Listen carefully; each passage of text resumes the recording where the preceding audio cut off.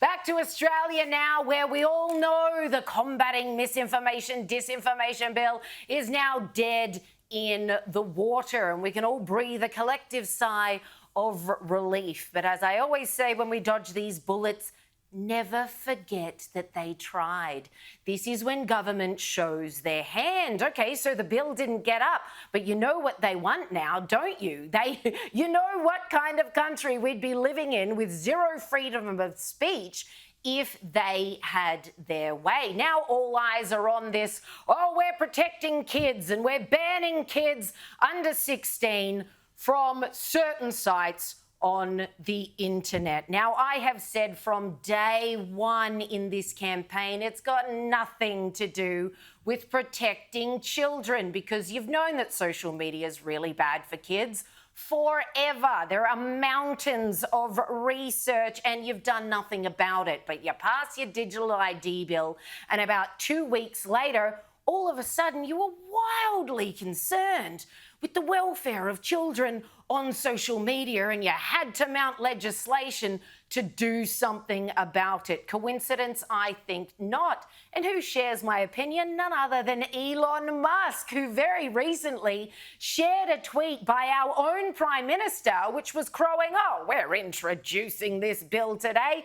Elon Musk rightly writes, seems like a backdoor way to control access to the internet by all Australians. Riddle me this. If this is about protecting children, why, as Senator Matt Canavan discovered today, why isn't Pornhub, the biggest pornography platform in the world, why isn't it included on the list of websites that kids will not be able to access?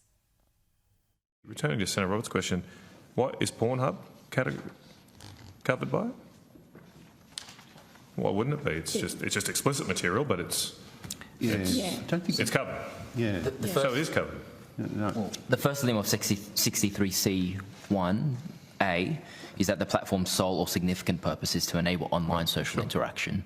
But if YouTube's covered, I mean, it has a video sharing for non-explicit content, video content, why wouldn't Pornhub be covered? Is Pornhub covered? I think they have very different purposes. Yeah.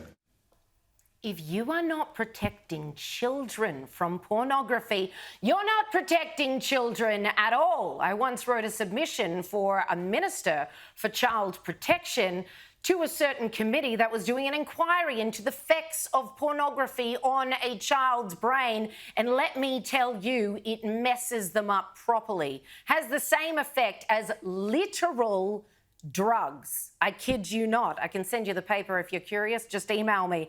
But here we are, just a week, sittings week left, and everyone's wondering, okay, how is this bill going to work?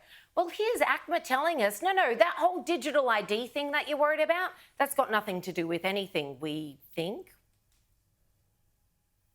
I know you've said it clearly, but I'll go, it's so important.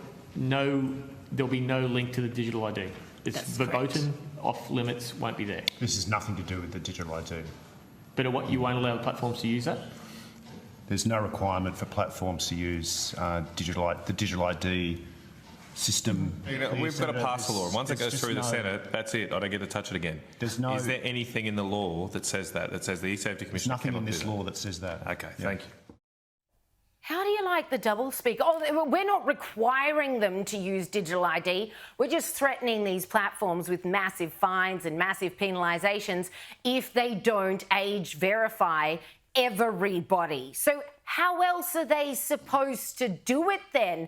And as Matt Canavan just found out for you, thanks again, Matt, brilliant work.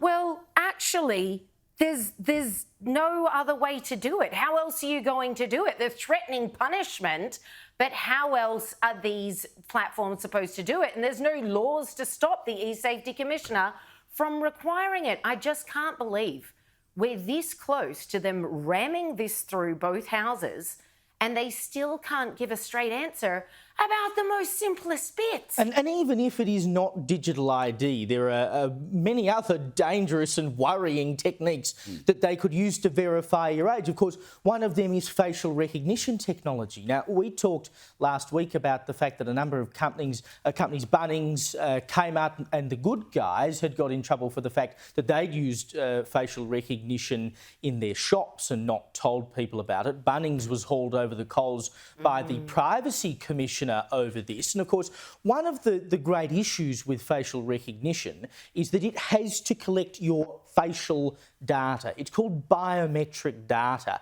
And that is extremely valuable because it tells you a lot of things. It's like having your fingerprint. I mean, if you wouldn't feel comfortable handing your fingerprint to Mark Zuckerberg, why would you feel comfortable handing your biometric data to Mark Zuckerberg? This can be used all over the world to link you to all sorts of things. A mate of mine was just over in China. Wait until you find out what they're doing over there at the moment in terms of facial recognition and other tracking. But again, this question was put, could facial recognition be part of it? And the answer is yes.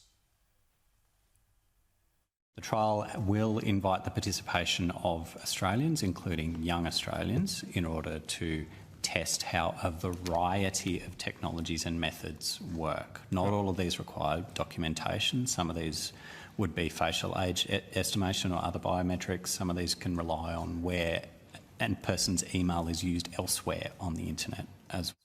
And of course, you know, Facebook already recognises faces per se. You tag someone and it sort of recognises that they're already there. But this is assessing your face to work out what your age is. It has to look in very fine detail at your face. It then collects that data. What happens to that data after that? Is it sitting on some American server somewhere? Who knows what's going on with this? Whichever way you cut it, the data that they're potentially collecting is data that is valuable to someone else, be that a social media company or a hacker or whoever it might be, that I shouldn't have to hand over to use the internet. And that's the great irony of this legislation. It's purported to be all about protecting people, and yet it's rife for abuse, as you just plainly pointed out.